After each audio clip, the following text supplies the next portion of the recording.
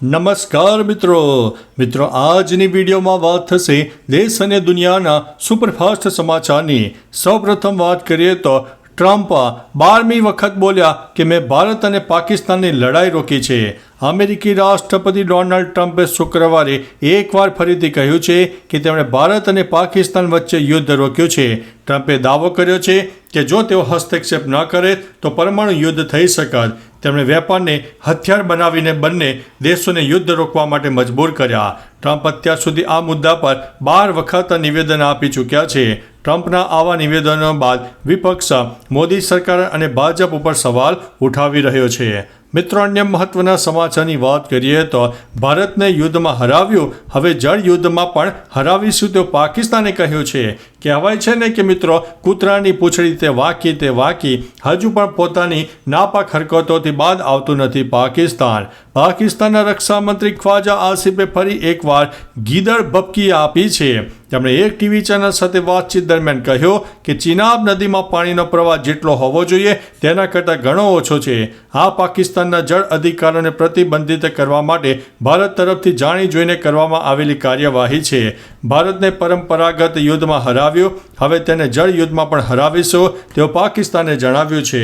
મિત્રો, અન્ય મહત્વના સમાચારની વાત કરીએ તો મુકેશ અંબાણી જે કોલેજમાં ભણ્યા તે કોલેજને 151 કરોડ રૂપિયાનું દાન આપ્યું। રિલાયન્સ ઇન્ડસ્ટ્રીના ચેરમેન મુકેશ અંબાણીએ ઇન્સ્ટિટ્યૂટ ઓફ કેમિકલ ટેકનોલોજી મુંબઈને 151 કરોડ રૂપિયાનું દાન આપ્યું છે। મુકેશ અંબાણીએ અહીંથી 1970ના દાયકામાં ગ્રેજ્યુએશન કર્યું। મુકેશ અંબાણી 6 જૂને ICTમાં પ્રોફેસર MM શર્માની આત્મકથા ડિવાઇન સાયન્ટિસ્ટના વિમોચન માટે આયોજિત વિશેષ સમારોહમાં સામેલ થયા હતા। મિત્રો, અન્ય મહત્વના સમાચારની વાત કરીએ તો વાંસદામાં પેટના દુખાવાની વિધિ દરમિયાન ભગતની હત્યા થઈ। નવસારીના વાંસદા તાલુકાના વાઘાબારી ગામમાં એક વિચિત્ર ઘટના બની છે। પેટના દુખાવાથી પીડાતા ધીરુ પટેલે ગામના ભગત ઝીણા પટેલ પાસે ઇલાજ કરાવવાનું નક્કી કર્યું। ભગતે ગીતામણી નદી પાસે વિધિ કરવાનું કહ્યું। વિધિ દરમિયાન ભગતે ધીરુની પીઠ ઉપર ધબ્બો મારતા ધીરુ ઉશ્કેરાઈ ગયો અને આવેશમાં આવીને તેમણે ભગતની હત્યા કરી નાખી। વાંસદા પોલીસે 5 કલાકમાં જ આરોપીને ઝડપી પાડ્યો છે। મિત્રો, અન્ય મહત્વના સમાચારની વાત કરીએ તો સાવધાન થઈ જાઓ, મોબાઈલ ટાવર લગાવવાના નામે થઈ રહ્યો છે ફ્રોડ। દૂરસંચાર વિભાગ એટલે કે DOT લોકોને મોબાઈલ ટાવર લગાવવાના નામે થઈ રહેલી છેતરપિંડી સામે ચેતવી દીધા છે। છેતરપિંડી કરનારા લોકો મેસેજ મોકલીને ટાવર લગાવવાના બદલામાં પૈસા વસૂલી રહ્યા છે।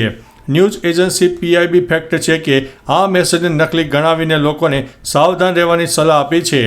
DOTે કહ્યું છે કે તેની અને ટ્રાય તરફથી આ પ્રકારનો કોઈ મેસેજ મોકલવામાં આવ્યો નથી। મિત્રો, અન્ય મહત્વના સમાચારની વાત કરીએ તો દાહોદમાં બિરસા મુંડાની પ્રતિમા ખંડિત થઈ। દાહોદમાં બિરસા મુંડાની પ્રતિમા ખંડિત કરવાની ઘટના બની છે। આથી આદિવાસી સમાજમાં ભારે રોષ જોવા મળ્યો। મોડી રાત્રે આદિવાસી સમાજે વિરોધ વ્યક્ત કર્યો। મૂર્તિ ખંડિત કરનારા માનસિક અસ્થિર હોવાનું સામે આવ્યું છે।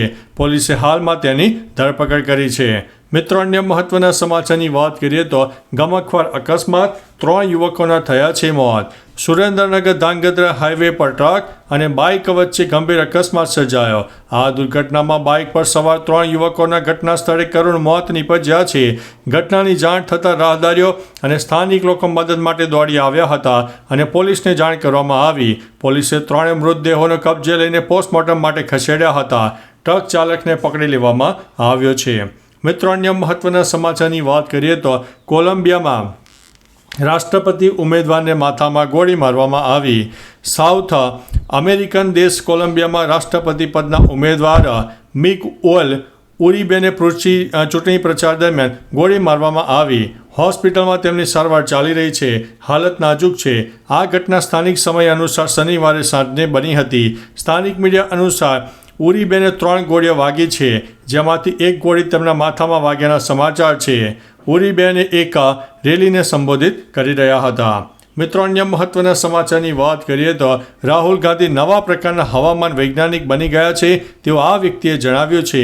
રાહુલ ગાંધીના નિવેદન પર કેન્દ્રીય મંત્રી ગિરિરાજસિંહે કહ્યું છે કે રાહુલ ગાંધી નવા પ્રકારના હવામાન વૈજ્ઞાનિક બની ચૂક્યા છે। હવામાન વૈજ્ઞાનિક હવે તેઓ પોતાની હારનો અંદાજ લગાવી ચૂક્યા છે. જનતા આજે NDA સાથે એટલા માટે છે કારણ કે આજે દરેક ગામમાં સડક છે, વીજળી છે, સ્વાસ્થ્ય છે અને દરેક ક્ષેત્રમાં સરકાર કામ કરી રહી છે. રાહુલ ગાંધીને ખબર છે કે જનતા NDA સાથે છે. મિત્રો, અન્ય મહત્વના સમાચારની વાત કરીએ તો મોરબીમાં નકલી DYSPનો તોડકાંડ જોવા મળ્યો છે. મોરબીમાં નકલી DYSP દ્વારા વેપારીઓ સાથે છેતરપિંડી આચરી હોવાનું સામે આવ્યું છે. જે મામલે વેપારીઓએ કેસ દાખલ કર્યો છે, જેમાં 3 શખ્સો સામે કેસ દાખલ થયો છે. SMCના તત્કાલીન DYSPએ KT કામરિયાના નામે ધમકી આપીને 30,000 રૂપિયા ખંચેરી લીધા હતા. પોલીસે ફરિયાદ દાખલ કરી આવા કેટલાય ગુનાઓ આચર્યા છે તે મામલે હવે તપાસ હાથ ધરી છે. મિત્રો, અન્ય મહત્વના સમાચારની વાત કરીએ તો રાજ્યમાં કોરોનાના કેસ વધ્યા, 822 એક્ટિવ કેસ થયા. રાજ્યમાં કોરોનાના કેસમાં ધીમે ધીમે વધારો થઈ રહ્યો છે. શનિવારે એક જ દિવસમાં 183 નવા કેસ નોંધાતા સક્રિય કેસોની સંખ્યા વધીને 822 ઉપર પહોંચી ગઈ છે. આમાંથી 29 દર્દીઓ હોસ્પિટલમાં સારવાર હેઠળ છે, જ્યારે 793 હોમ આઇસોલેશનમાં છે. અત્યાર સુધીમાં 78 દર્દીઓ સ્વસ્થ થઈને ડિસ્ચાર્જ થઈ ચૂક્યા છે.